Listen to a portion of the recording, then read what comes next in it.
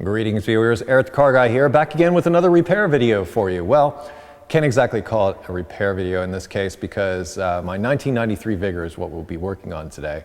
The intent is to replace the blower motor and also the expansion valve. The reason I'm doing this is basically to make a video for you. My blower motor is actually functioning right now. However, these cars had issues with blower motors. Every once in a while they would just go out. The process is quite involved as far as getting in to get to the blower motor for its replacement. In '96 they switched this car over and started calling it a 2.5 TL and ran it all the way up until 1998. So really this information fits those vehicles specifically. However, if you find yourself in a place to where you need to remove a dashboard to get to the HVAC assembly or some other component in there, the basic steps that I'm going through here will sort of walk you through the pitfalls that you might encounter should you need to do that job. So in a way, even though this video is specific to this vehicle, I'm going to try to make it in general terms so that if you have to do a job like this, you'll be able to. So before I get started, one of the things I do with a job like this, where I'm going to be spending a lot of time in the interior of the vehicle, is I'll open up the sunroof and all the windows. That will help get some airflow through here. So particularly on warm summer days, it's really nice to have that. Otherwise, it gets a little sweaty, a little cooped up, and kind of stinky. So the next step that I'm going to do is I'm going to remove the front seats to get better access to all this stuff. And I know it seems weird to remove the front seats, but trust me, if you're taking out a dashboard, taking out the front seats would be the first step in my opinion. I think I'm going to start with the passenger side, less to mess with over here. Well, you get to see some of the sins of the previous owner and the fact that they couldn't find a trash can for some of their beverages. Anyway, I'm going to start by moving the seat all the way back and removing one said beverage can. Looks like this one probably exploded one winter and then was probably full at once. We will use this opportunity to also do some cleaning. A lot of times there's covers over these. There is just over there on this one side. You can see this little tab sticking right here. Just pull this out. There you go. And then it will expose the two 14mm fasteners in the front here. Now I'm going to move the seat forward. Now that the seat's forward, it exposes another cover here. That one kind of had two spots to it. It had like this little part that needs to pull up out of here, and then it needs to be pushed back. The one on the opposite side is similar to the one in the front.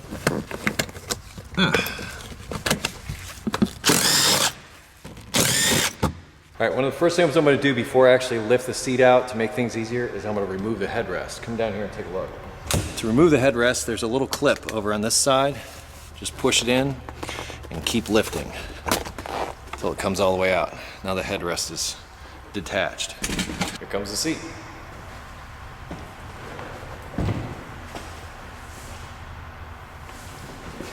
I should have mentioned before I took it out that some seats have wires attached to the bottom. This passenger seat does not. It's not a power seat, so it should come right out.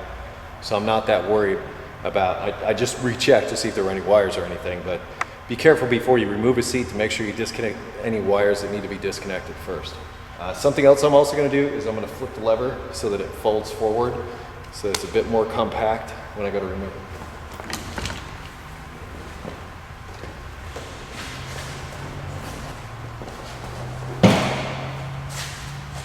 All the fasteners and everything that go with this seat are all together.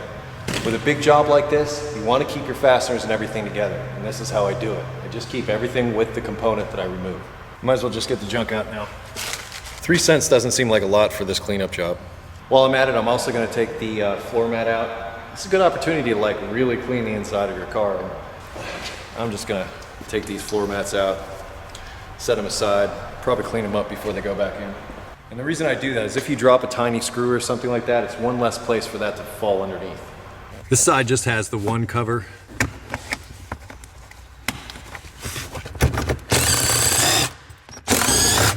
Some of you might be saying, hey Eric, why didn't you disconnect the battery before you got started? I wouldn't be able to do this if I had. In order to move the seat, I'm going to need power. After I get the seat out, then yes, I will disconnect power from the system. Is that a quarter? Yes, it is. We're up to 28 cents. I know. We're moving on up. All right, as with the other seat, I'm going to start with removing the headrest. to make things easier. I'm also going to leave it forward like this. I'm going to tip it as far forward as it goes, and it's there. And now we need to disconnect the electrical connector. This being a power seat, now it's disconnected, I just have to come up in here. There's a couple of electrical connectors right here and here, but then there's also this other attachment to this part of the seat. Sometimes I can not destroy these by just pushing little plastic tabs in. There we go. Now, power seats are a little heavier than non-power seats, so be ready for a bit more weight than what you had with a passenger seat if that wasn't a power seat.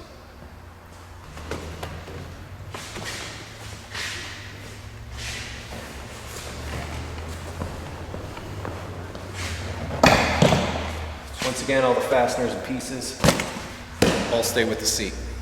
Looks like we got some more money for our trouble. Ooh, looks like maybe $1 and some change here. And you people wonder why I wear gloves.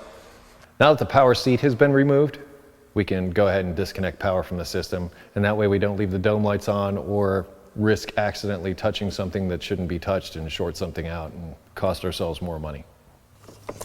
Nighty night, princess. It's almost like being in a limo now. Pardon me, do you have any Grey Poupon? Here's the plan from here. I'm gonna remove the pieces of the console up to there. I'm going to be dropping the steering wheel down, and then I'm going to remove all this stuff here in the center, the stereo and the HVAC controls and such. Probably the glove box too. That's also going to come out. There are only a few fasteners holding the center console in. I lift up, there's a little piece of carpet that's here. Once you remove that, 2 screws here. One thing that's super handy to have while you're taking apart interiors, keep your pocket screwdriver handy, because you will need it to get little clips and such. But one of my favorite ways to take apart interiors efficiently is just with my cordless drill with screwdriver attachment. I'm just going to put this back in so I don't forget where it goes. Now you have a couple of fasteners here on the side, and these are all the same length, so you don't need to worry about mixing any of these 4 up. Now that the screws are out, pull up on the parking brake and you can just lift up this whole assembly. In fact, it might be easier if I had to put it in neutral, but if you have a manual transmission, you might need to remove the boot. But there's this part of the console removed. I'm going to put it with my other parts. Okay, now I'm going to start removing the console pieces here. And the shift lock down here, you can either stick a screwdriver down through this side, or come here, I'll give you a close look at how that shift lock works. It just pushes down on this little piece of plastic, and once you've done that, you can move the shifter anywhere you want, which kind of gets it out of the way. Now that that's out of the way, I'm going to remove the ashtray, and then here's the secret to the Acura Vigor right here. I'm going to show you where the secret screw is. Secret screw is right behind this piece of plastic. Pull that out, and there's your secret screw. You'll need to remove that. Don't lose it, it's a secret. You just pull this whole HVAC controller assembly out. There's just one connector. So if you need to replace the bulbs, those are there. All right, now with the ashtray removed and the HVAC controller, 2 screws. And then up above, up here, there should be 2 screws. As you can see, one of them is gone missing, which I will try and replace. Now that those screws are removed, I'm hoping that this whole centerpiece can come out, and it can. I've got some stuff to disconnect here, and this is why you move the gear lever. I am very happy to see what I see right here. Radio antenna on the back of the radio. But this is what I'm happy to see. Somebody had the forethought to use one of these connectors when they installed this stereo. So happy to see that. One more connector for the cigarette lighter and everything. So happy to see this, because this means that I can install the Mac Daddy stereo that I have in here if I want, which I'm seriously considering. I'm Gonna lose, I don't really use CDs, but I'm gonna lose this auxiliary port. But man, those stereos sound so much better. This here is the DIN cable for the CD changer that you can put in the trunk of these. There are 2 screws holding the lower cover on, here and here. Once those are out, it just clips into place.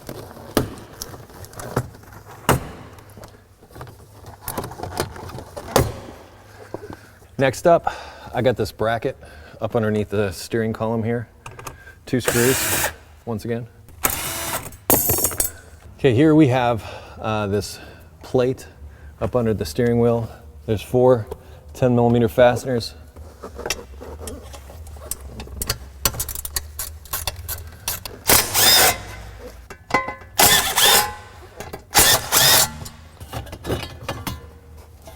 All right, here up under the steering column, there are 2 fasteners. You'll see one way up in here. There's another one behind those wires there. You can barely see. In addition, further down the column, there are these 2 that I'm also going to remove. Something else that, well, I may or may not do is also drop the top part of this steering column collar. In fact, I'll probably just take that off now. I'm just gonna take it out. As you can see, there's just a couple of metal clips that hold it around the outside. And there's 2 plastic behind this brake pedal. 2 of these plastic nuts. And this will just be nicer when we drop the column so that it's not in the way when we go to take the dash out. All right, now that the clips and everything are off, you can just pull this piece right out of there. Now we just remove the fasteners for the steering column. Last one, hang on to the steering column because it's going to drop.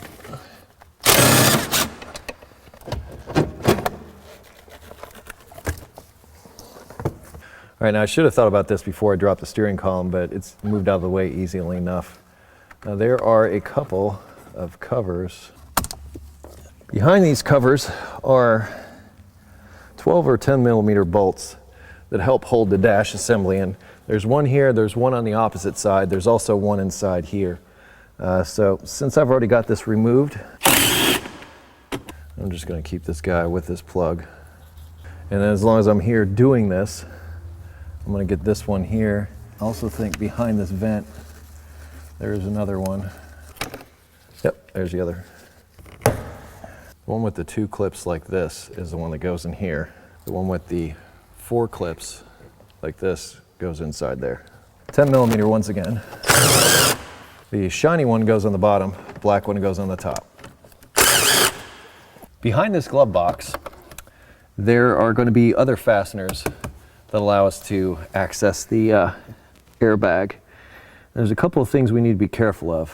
One is this glove box has a damper on it so that this doesn't come slamming down. And we need to disconnect that very carefully. And I'll need to bring you inside to show you how to do that. If you follow this string, which is the damper assembly, you'll see that it's connected to a plastic clip up inside here. And that's what I need to remove. So don't just go jerking this glove box out of here. Try to disconnect that first or else you'll damage that damper assembly. All right, now once you close the glove box again, see a couple of screws. Oops. Want to make sure that your screw guns go in the right way before you strip them out. All right, now that the fasteners have been disconnected, you can almost just walk this thing out. There's a couple of stops here up at the top, and here's that damper that you unhooked. Take my screws, throw them inside, set this whole thing aside. Next, I'm gonna remove these 4 screws in the back here.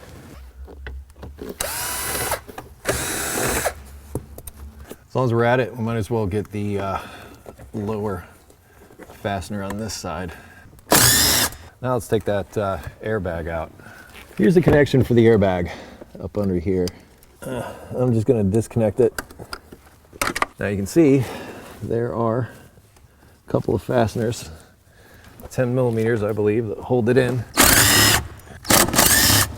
Now, if you wonder what this little red thing is here, what Acura wanted you to do back in the day was when you disconnected an airbag like this, that you would put this dummy connector onto the airbag and clip it like that to prevent any accidental deployment.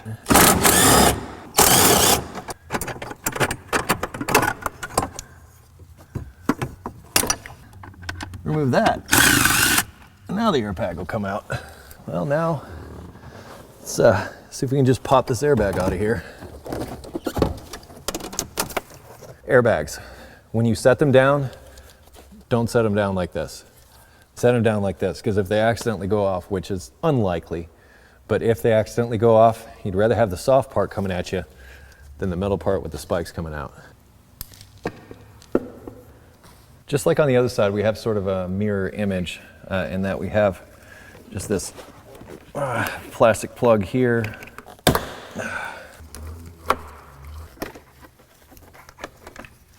10 millimeters, both top and bottom. Shiny one goes on the bottom. I think we're ready to get this part of the dash out. All right, we're just about to remove the dash, and I was reminded of something to be careful of. In fact, I'm gonna go get my rag and put it over the top of this console to try and protect it.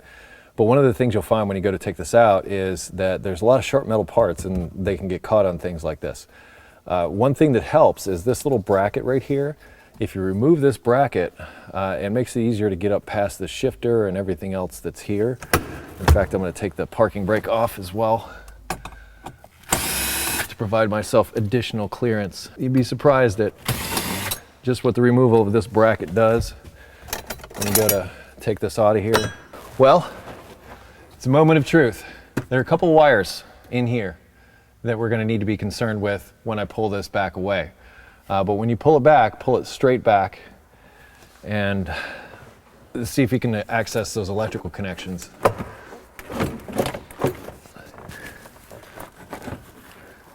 I'm already feeling some electrical connections in here that I need to unclip.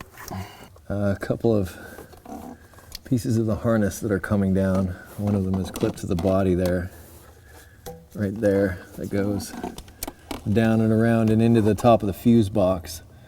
I'm just gonna disconnect those there at that harness and just let the harness dangle.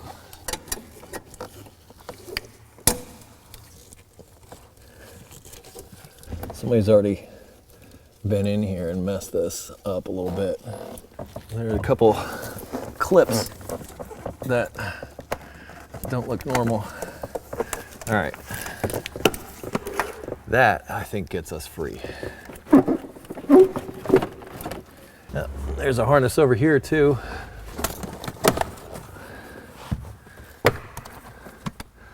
I'd forgotten about this part.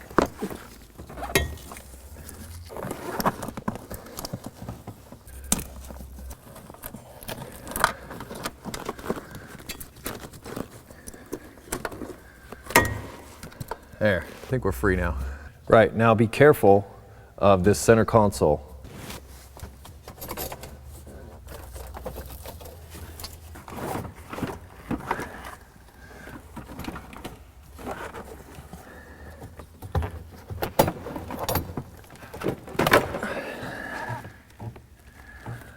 I believe that's all of it, except for this antenna cord.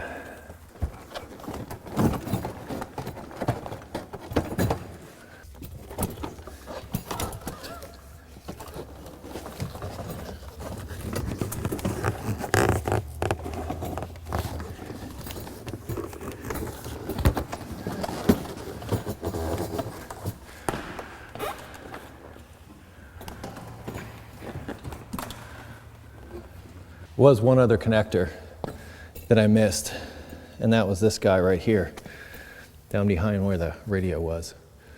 Before we get inside and take out the HVAC assembly, there are a few things to disconnect out here before we get in there. We're going to take out this vacuum assembly and just sort of lay it to the side.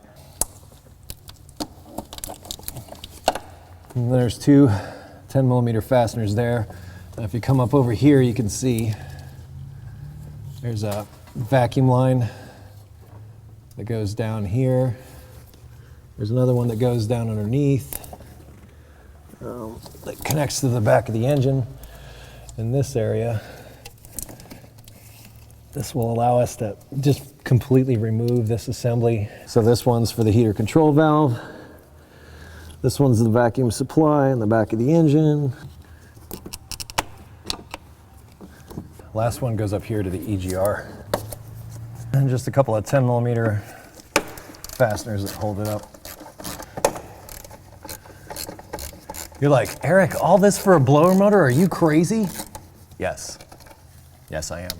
Hey, see, those all sort of point in the direction that they go, so I'm not too worried about where they go.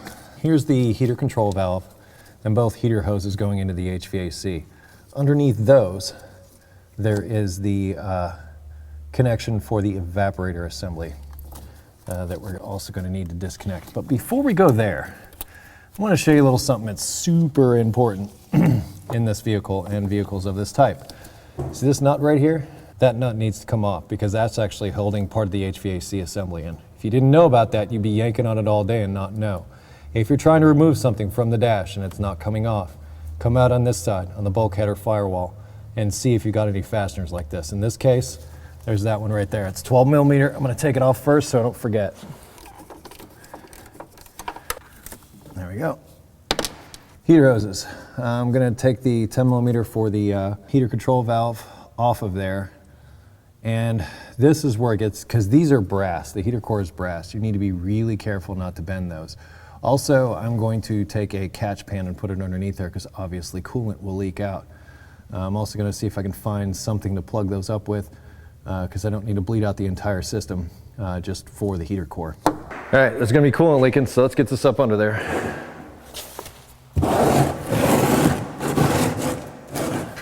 I'm actually going to lift the car a little bit so I can get it further under. It gives us a bit more clearance. Heater control valve bracket.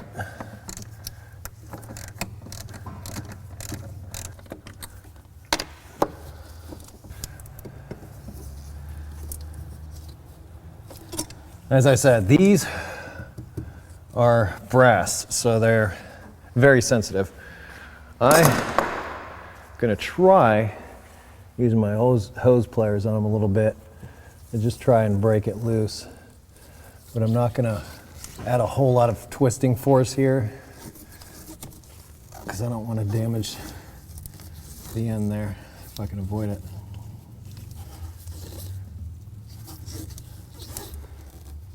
Ah, nice. All right, that worked out really, really well. As I said, this is going to come, it's going to release some coolant. So I'm going to recheck my pan as soon as I get this off here and make sure I'm catching it.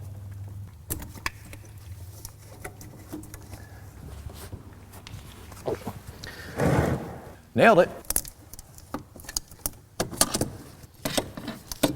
Don't think my hose pliers are going to get down on there. There's just too extreme an angle and this top part's in the way. So I'm going to see if I can sneak a pry bar down in there and see if it can help me pull that hose off.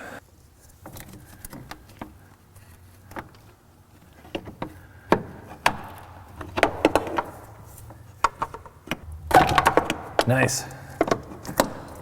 That is all good news. I'm going to try to hold these up.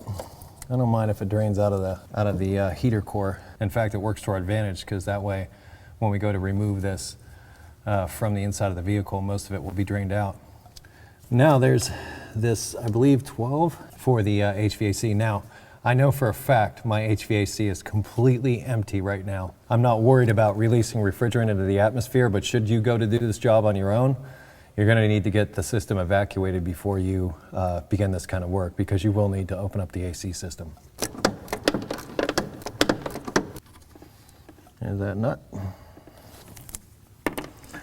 Now I'm just going to pull this away. And that pretty much leaves us disconnected. This is our prize right here. This is the HVAC assembly. We need to get this out of here. As you can see, we've got this huge metal bracket that's really in the way. This is also what held the steering wheel up and these upper mounts. I'm going to start by removing this vent assembly here. It's just a 10mm fastener. There's also a screw. Those two things disconnected. There's a sort of a connection in here, and it's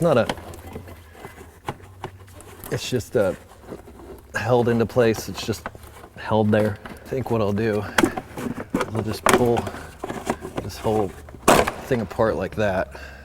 Fits together like that into that elbow underneath there. And given that these two fasteners went with it, now that I've got most of my stuff out of the car, I'm just going to sort of leave it in here. Now I have clear access to this fastener here. There's one just above the kick panel down here. There's two here, and then there's one sort of stuffed down in here down at the bottom. Now just the two on top. I have to lift straight up over these studs. And yes, this is connected, but there's a 10mm fastener in here behind these electrical connectors. There's our prize. All right, now should lift up off of there. I'm going to set that with its fasteners over behind the car. This carpet is held on just by a little tab that I can easily pull out. It's just clipped into place. What that's going to allow me to do, there's a couple of vents on both sides that come down from the HVAC that also have little tabs. And these can just slide down a little bit and out of the way. Here on this side, I'm going to do the same thing. There's another little clip here. We can just sort of unhook it. All we've got to do is undo the fasteners for the HVAC and it should come out for us. There is one thing under here we need to show you. This is the HVAC drain. We need to unhook that guy for sure. A little bit of wiring here and there, which I'm hoping can easily be disconnected. Here's one. There's one connector there for, I hope, the whole assembly. There's my blower motor connection. See up in here? That's the blower motor connection. Right there, that brown connector. So you can check the blower motor here, but you have to go up under and check it from this direction. I can show you these better once it's out of the vehicle. Okay, we have 10mm fastener here, one on the opposite side over there. Then we have these underneath here. We've got those four. They all four need to come out with that bracket in order for this to come out successfully.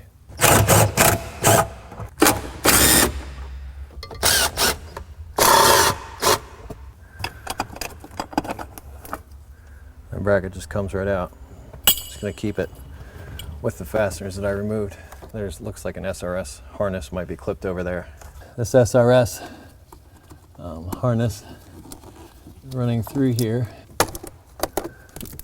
Right, this other part of the harness is connected also.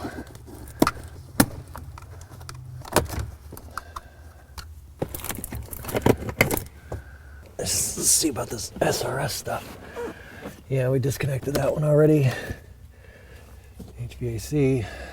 I'm gonna go for it. I know I'm pretty well disconnected.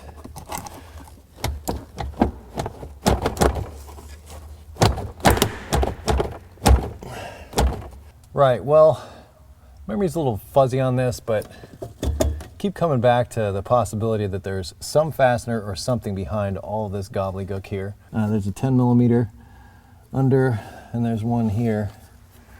I'm gonna just blast out one like way up there. It removes itself. Another 2 10s. One there, one there.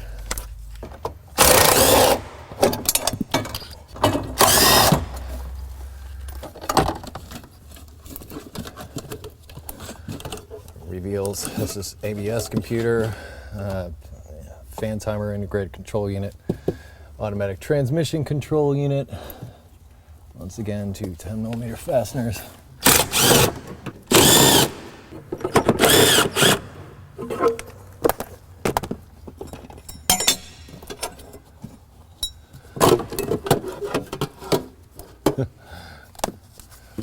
Yes, and there it is. My prize. One last one, hidden up underneath everything. It seems a little funny, but I did half remember having to take all that stuff out, but it does make it easier to get to that electrical connector. Yep, that was it. Now, as I said, I can get this last electrical connection undone. Actually, I don't think I have to worry about that one. I don't. This was the main, this is all part of on its own harness. All right, a moment of truth.